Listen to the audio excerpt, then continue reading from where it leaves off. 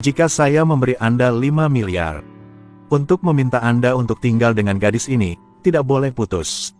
Apakah Anda setuju? Saya pasti tidak setuju. Karena selama pria manapun melihatnya, akan takut setengah mati. Setiap gerakannya membuat pria menjadi gila.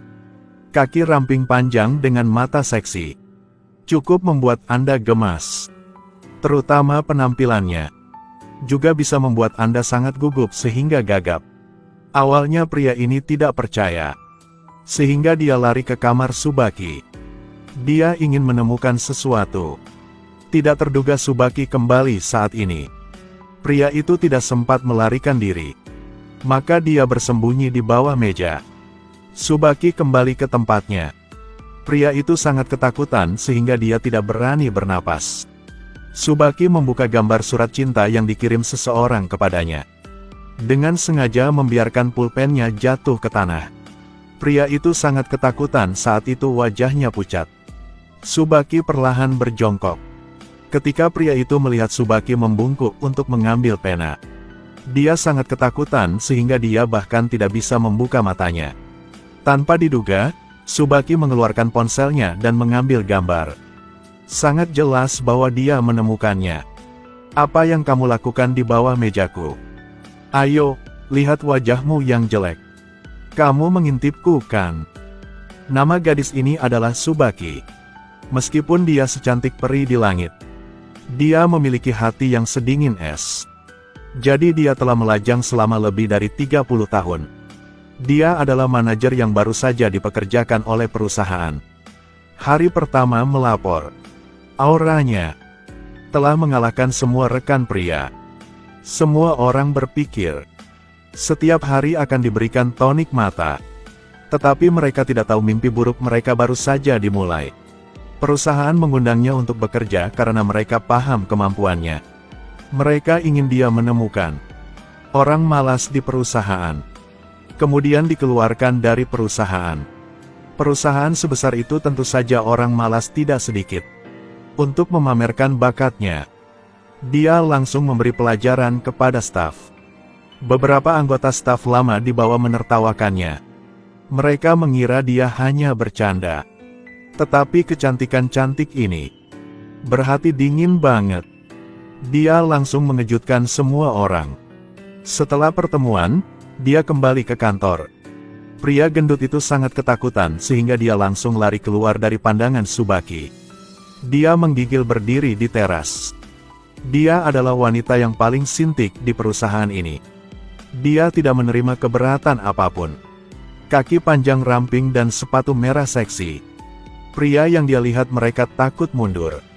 Subaki menekannya ke dinding. Kamu tidak buruk. Aku menantikan ekspresimu. Saito sudah melajang selama 30 tahun, tapi dia tidak berani memikirkan hal lain. Dia gendut karena takut pada keagungannya, jadi dia memutuskan untuk bunuh diri. Oleh karena itu, Subaki di perusahaan bahkan menjadi lebih arogan. Dia memeriksa staf setiap hari terlebih dahulu. Dimulai dengan tes kebugaran. Mereka yang tidak bisa bertahan akan dipecat.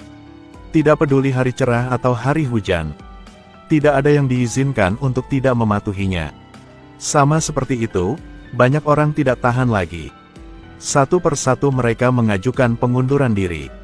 Ini adalah tujuan sebenarnya. Tapi Saito adalah yang paling sulit ditangani.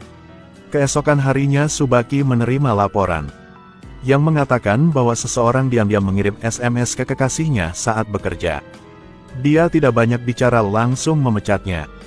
Begitu saja, kelemahan semua orang mulai terungkap. Semua orang mulai menebak siapa kaki tangannya. Mereka tidak tahu bahwa Subaki telah memasang kamera di tempat rahasia. Bahkan manajer SDM tidak dapat terus melihatnya lagi. Dia menanyai Subaki di depan bosnya. Tetapi bos menolak permintaannya. Karena hasil itulah yang diinginkan bos. Memberantas semua orang malas di perusahaan. Hanya tersisa 11 orang, tapi masih ada 1 orang yang akan dipecat. Jadi Subaki membiarkan mereka memilih. Siapapun yang mendapat 5 suara atau lebih akan langsung mengundur diri. Tak disangka, Saito menulis nama Tsubaki. Saya pikir orang yang paling harus mengundurkan diri adalah Tsubaki. Tsubaki menatap Saito dengan mata berbentuk peluru. Kaulah yang mengacaukan perusahaan. Tampan sekali. Kamu gila. Akhirnya tidak ada yang mendapat 5 suara. Tsubaki langsung memanggil nama Anata. Yang harus mengundurkan diri kali ini adalah Anata. Anata tidak bisa menerima kenyataan ini. Dia langsung mengambil pena dan menyerbu ke arah Tsubaki. Tak disangka, Tsubaki telah berlatih seni bela diri. Dengan hanya satu kaki dia menendangnya ke tanah. Kaki sepanjang 5 meter ini memang seksi. Ternyata Anata selalu membuli si gendut. Membuatnya gendut ini mengalami masalah mental sehingga ingin bunuh diri. Tsubaki memanggil Saito ke kantornya keesokan harinya. Dia mulai mempertanyakan mengapa dia sangat membencinya. Menghadapi bos yang begitu cantik dan berkaki panjang. Apakah Anda genit? Tsubaki memberitahu Saito dalam 3 detik dia akan membuatnya jatuh cinta dengannya. Santo tidak percaya. Selama kamu setuju. Dalam 3 detik aku akan membuatmu jatuh cinta padaku. Lalu dia bangkit berdiri dan berjalan menuju Saito. Mulutnya masih membaca. Hingga 3. Saito terpesona oleh penampilannya. Mencintai Tsubaki. Dia tiba-tiba meraihnya. Ingin menciumnya. Tanpa diduga, Tsubaki mengeluarkan ponselnya untuk mengambil foto. Sulit membayangkan. Gadis dingin ini memiliki sisi lemah. Setiap hari dia bangun dari mimpi buruk. Melihat dirinya di cermin sangat lemah. Karena ketika dia masih muda, sebuah kecelakaan mobil merenggut orang yang dia cintai. Dia hanya bisa mengandalkan dirinya sendiri. Begitu dia tiba di perusahaan, dia menunjukkan kepribadiannya yang sombong seperti setan. Sampai malam, Tsubaki berjalan di depan Osawa. Dia mengenakan pakaian Paskah yang indah, yang membuat Osawa mengeluarkan air liur. Dia pura-pura tenang, tapi Tsubaki hanya mengelus rambutnya. Tindakan seksi ini membuat hati Osawa berdebar kencang. Menghadapi wanita cantik ini, Osawa mulai punya perhitungan sendiri. Tapi dia tidak tahu dia telah jatuh ke dalam perangkap Tsubaki. Rencananya baru saja dimulai. Tsubaki memanggil Saito dan memberinya misi rahasia, yaitu memantau setiap gerakan Osawa. Saito mendengar perintahnya dan pergi ke departemen Osawa. Dengan sangat cepat saya menemukan bahwa dia sering menindas karyawan wanita. Dia bahkan membuat beberapa aturan tidak tertulis dengan bawahannya. Secara kebetulan Saito melihat Osawa mengambil tindakan dengan rekan perempuannya. Hubungan mereka sangat kelam. Saito pergi ke tempat Tabe. Dia bertanya padanya apa yang terjadi. Sebagai manusia, siapa yang akan menerima ini? Tapi Saito terus bertanya. Tabe masih menyangkalnya. Dan mengatakan bahwa atasannya memperlakukannya dengan sangat baik.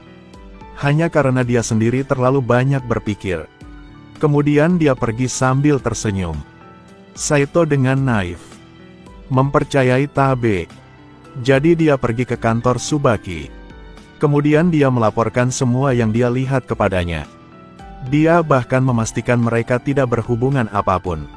Melihat itu, Tsubaki mengeluarkan ponselnya dan menunjukkannya pada Saito. Baru sekarang menjadi jelas. Jadi Saito pergi mencari Tabe lagi. Melihat buktinya, Tabe telah mengakuinya. Dia bahkan setuju untuk pergi dengan Saito untuk melapor. Namun setelah pergi ke kantor Tsubaki, Tabe langsung berubah pikirannya. Tsubaki menatapnya dengan mata marah.